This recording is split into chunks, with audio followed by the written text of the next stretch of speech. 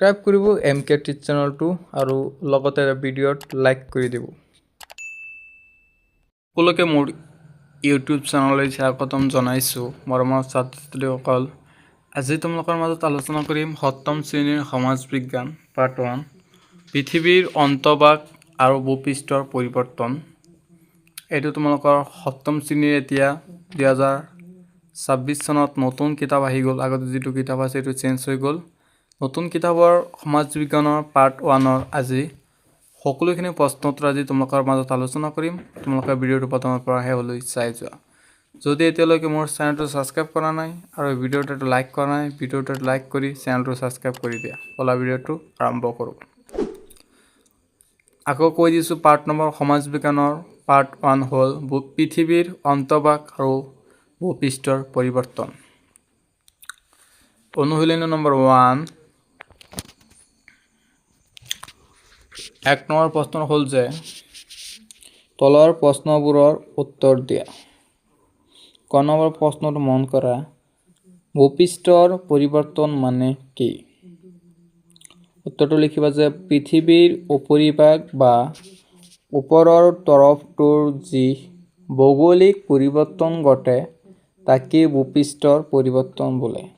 এই পৰিৱৰ্তন লাহে লাহে যেনে নদীৰ খনন কাৰ্য বা অতি খৰকৈ যেনে ভূমিকম্প হ'ব পাৰে। তাৰপিছত খ নম্বৰ প্ৰশ্ন মন কৰা, ভূপৃষ্ঠৰ পৰিৱৰ্তনৰ কাৰক কেইটা কি কি? ইয়াৰ উত্তৰটো হ'ল ভূপৃষ্ঠৰ পৰিৱৰ্তনৰ কাৰক ঘাইকৈ দুটা, যেনে 1 নম্বৰটো হ'ল আভ্যন্তৰীণ কাৰক যেনে ভূমিকম্প আৰু আগ্নেয়গিৰি। 2 নম্বৰটো হ'ল বাহ্যিক কাৰক যেনে সূৰ্যৰ উত্তাপ, বতাহ, বৰষুণ, নদী আদি। তাৰপিছত গ নম্বৰ প্ৰশ্নৰ মন কৰা, পৃথিৱীৰ কেন্দ্ৰভাগৰ উত্তাপ কিমান? উত্তৰটো লিখিবা যে পৃথিৱীৰ কেন্দ্ৰভাগৰ উত্তাপ প্ৰায় 5000 চেলছিয়াছৰ পৰা 6000 চেলছিয়াছ পৰ্যন্ত হ'ব পাৰে। তাৰপিছত গ নম্বৰ প্ৰশ্নটো হ'ল সীমা শব্দটো ক'ৰ পৰা আহিছে? উত্তৰটো লিখিবা যে সীমা শব্দটো চিলিকা আৰু মেগনেছিয়ামৰ প্ৰথম দুটাকৈ আখৰ লৈ গঠিত হৈছে। পৃথিৱীৰ খোলাটোৰ তলৰ তৰফটো এই দুটা পদাৰ্থৰে গঠিত বাবে ইয়াক সীমা বোলা হয়। তাৰপিছত 2 নম্বৰ প্ৰশ্নটো হ'ল পৃথিৱীৰ উপৰিভাগৰ পৰা কেন্দ্ৰলৈ কেইটা স্তৰ আছে? ছবিৰ সহায়ত বুজাই লিখা। উত্তৰটো লিখিবা যে পৃথিৱীৰ উপৰিভাগৰ পৰা কেন্দ্ৰলৈ প্ৰধানকৈ 3টা স্তৰ আছে। 1 নম্বৰটো হ'ল ভূপৃষ্ঠ বা ভূতত্ত্ব, আটাইতকৈ ওপৰৰ কঠিন স্তৰ। 2 নম্বৰ হ'ব প্ৰাভাৰ, যাক মেণ্টেল বুলি কোৱা হয়, ভূতত্ত্বৰ তৰল স্তৰ। 3 নম্বৰটো হ'ল যে কেন্দ্ৰমণ্ডল, যাক কোৰ বুলি কোৱা হয়, আটাইতকৈ ভিতৰৰ ভাগ। ইয়াৰ আকৌ দুটা ভাগ আছে, বহিঃকেন্দ্ৰ আৰু অন্তঃকেন্দ্ৰ। 3 নম্বৰ প্ৰশ্নটো মন কৰা, পৃথিৱীৰ আভ্যন্তৰীণ কাৰক বুলিলে কি বুজা? উত্তৰ লিখিবা যে পৃথিৱীৰ ভিতৰৰ ভাগত থকা তাপ আৰু চাপৰ ক্ৰিয়াৰ ফলত ভূপৃষ্ঠত যিবোৰ পৰিৱৰ্তন ঘটে সেইবোৰক আভ্যন্তৰীণ কাৰক বোলে। একেবাৰে সহজকৈ সৰুকৈ লিখাই দিছোঁ তোমালোকক বুজিবৰ কাৰণে। ইয়াৰ ফলত ভূমিকম্প বা আগ্নেয়গিৰিৰ দৰে পৰিঘটনাৰ সৃষ্টি হয়। তাৰপিছত 4 নম্বৰ প্ৰশ্নটো হ'ল যে ভূমিকম্প কি? ভূমিকম্পৰ কেন্দ্ৰ আৰু উপকেন্দ্ৰ কাক বোলে? উত্তৰটো লিখিবা যে পৃথিৱীৰ উপৰিভাগ হঠাৎ কঁপি উঠা পৰিঘটনাটোৱে হ'ল ভূমিকম্প। কেন্দ্ৰ পৃথিৱীৰ অভ্যন্তৰৰ যি স্থানত ভূমিকম্পৰ উৎপত্তি হয় তাকেই কেন্দ্ৰ বোলে। উপকেন্দ্ৰ হ'ল কেন্দ্ৰৰ ঠিক উপলব্ধভাৱে বা কেন্দ্ৰৰ ঠিক উলম্বভাৱে ওপৰত থকা ভূপৃষ্ঠৰ স্থানটোক উপকেন্দ্ৰ বোলে। আকৌ কৈ দিছোঁ প্ৰশ্নটো যে ইম্পৰ্টেণ্ট হয়, তোমালোকক ভূমিকম্প কি? 1 নম্বৰ প্ৰশ্নটো হ'ব তোমালোকে 1 মাৰ্কৰ আহিব। তাৰপিছত আহিব ভূমিকম্পৰ কেন্দ্ৰ আৰু উপকেন্দ্ৰ কাক বোলে? উত্তৰটো লিখিবা এনেকৈ হবে যে সহজকৈ সৰুকৈ লিখাই দিছোঁ, পৃথিৱীৰ উপৰিভাগ হঠাৎ কঁপি উঠা পৰিঘটনাটোৱেই হ'ল ভূমিকম্প। ভূমিকম্প বুজিলা? ভূমিকম্প কাক বোলে? তোমালোকে পৰীক্ষাত ভূমিকম্প কাক বোলে? তোমালোকে এনেকৈ লিখিবা যে পৃথিৱীৰ উপৰিভাগ হঠাৎ কঁপি উঠা বা পৰিঘটনাটোৱেই হ'ল ভূমিকম্প, তাকে ভূমিকম্প বোলে। তাৰপিছত আহিব ভূমিকম্পৰ কেন্দ্ৰ আৰু উপকেন্দ্ৰ কাক বোলে? তাৰপিছত লিখিবা যে কেন্দ্ৰ হৈছে পৃথিৱীৰ অভ্যন্তৰৰ যি স্থানত ভূমিকম্পৰ উৎপত্তি হয় তাকে কেন্দ্ৰ বোলে। তাৰপিছত উপকেন্দ্ৰ কাক বোলে? তোমালোকে উত্তৰ লিখিবা যে কেন্দ্ৰৰ ঠিক উলম্বভাৱে ওপৰত থকা ভূপৃষ্ঠ স্থানটোক উপকেন্দ্ৰ বোলে। বুজি পাইছা উত্তৰটো? তাৰপিছত 5 নম্বৰটো হ'ল যে আগ্নেয়গিৰিৰ উদগীৰণ বুলিলে কি বুজায়? এইটো ইম্পৰ্টেণ্ট হয় তোমালোকৰ পৰীক্ষাৰ কাৰণে। উত্তৰটো লিখিবা যে পৃথিৱীৰ অভ্যন্তৰত থকা উত্তপ্ত গলিত পদাৰ্থ মেগমা, গেছ, ছাই আদি যেতিয়া ভূতত্ত্বৰ কোনো ছিদ্ৰ বা সুৰংগৰে প্ৰবল বেগেৰে বাহিৰলৈ ওলাই আহে তাকে আগ্নেয়গিৰিৰ উদগীৰণ বোলে। অনুশীলন নম্বৰ 2, 1 নম্বৰ প্ৰশ্ন হ'ল যে তলৰ প্ৰশ্নবোৰৰ উত্তৰ দিয়া। ক নম্বৰ প্ৰশ্নটো মন কৰা, বাহ্যিক শক্তিৰ দুটা উদাহৰণ দিয়া। এইটো ইম্পৰ্টেণ্ট হয় তোমালোকৰ যে পৰীক্ষাত আহি যাব যে বাহ্যিক শক্তিৰ দুটা উদাহৰণ দিয়া 2 মাৰ্কৰ।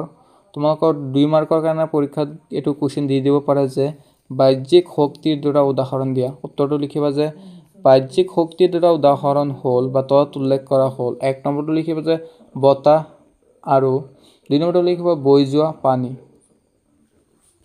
খ নম্বৰ প্ৰশ্নটো মন কৰা, খ নম্বৰ প্ৰশ্নটো হ'ল যে ক্ষয় কাৰ্য কেই প্ৰকাৰ আৰু কি কি? এইটো ইম্পৰ্টেণ্ট তোমালোকৰ ক্ষয় কাৰ্য কেই প্ৰকাৰ আৰু কি কি?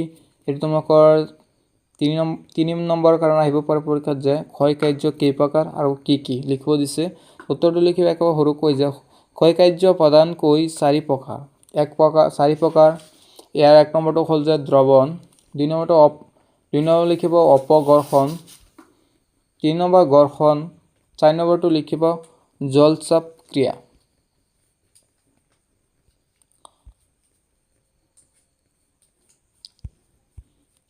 তাৰপিছত গ নম্বৰ প্ৰশ্নটো মন কৰা যে অৱক্ষেপণ বুলিলে কি বুজায়? অৱক্ষেপণ বুলিলে কি বুজায়?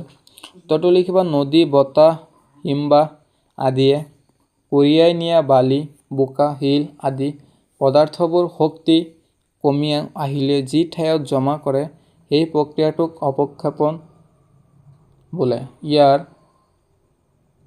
ইয়াৰ ফলতে বদ্বীপ, প্লাৱন ভূমি আদিৰ সৃষ্টি হয়।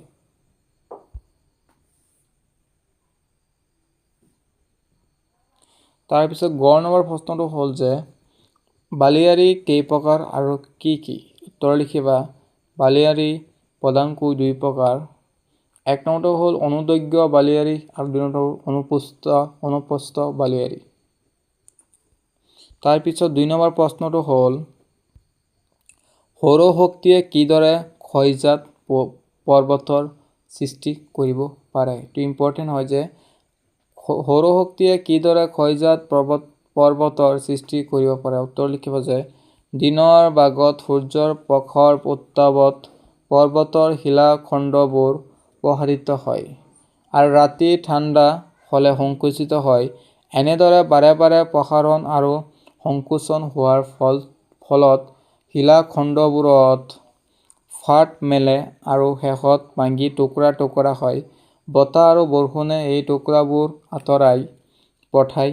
এইদৰে সুউচ্চ পৰ্বত এটা ধীৰে ধীৰে ক্ষয় গৈ শেষত এটা চাপৰ পৰ্বতৰ ৰূপ লয় যাক ক্ষয়জাত পৰ্বত বোলা হয়। তোমাক একেবাৰে বুজিবৰ বাবে এক সহজ ভাষাৰে সৰুকৈ লিখাই দিছোঁ উত্তৰটো।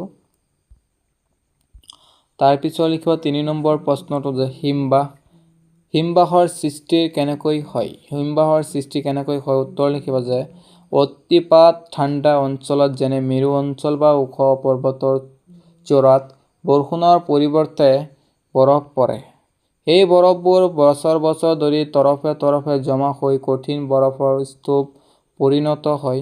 যেতিয়া এই বিশাল বৰফৰ স্তূপটো মাধ্যাকৰ্ষণ শক্তিৰ প্ৰভাৱত পৰ্বতৰ ডালেৰে লাহে লাহে তললৈ নামি আহে, তাকেই হিমবাহ বোলে।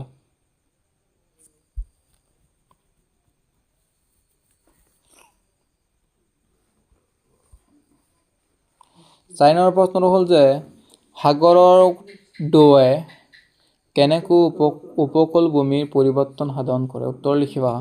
সাগৰৰ ঢৌৱে অবিৰতভাৱে উপকূলত খুন্দা মাৰি থাকে। ইয়াৰ ফলত উপকূলৰ শিলাখণ্ডবোৰ ক্ষয় যায় আৰু তাত সাগৰীয় গুহা, ক্লিফ আদিৰ সৃষ্টি হয়। আকৌ সাগৰৰ ঢৌৱে কঢ়িয়াই অনা বালি আৰু পদাৰ্থবোৰ উপকূলত জমা কৰি বেলাভূমি, ব্ৰীজ গঠন কৰে।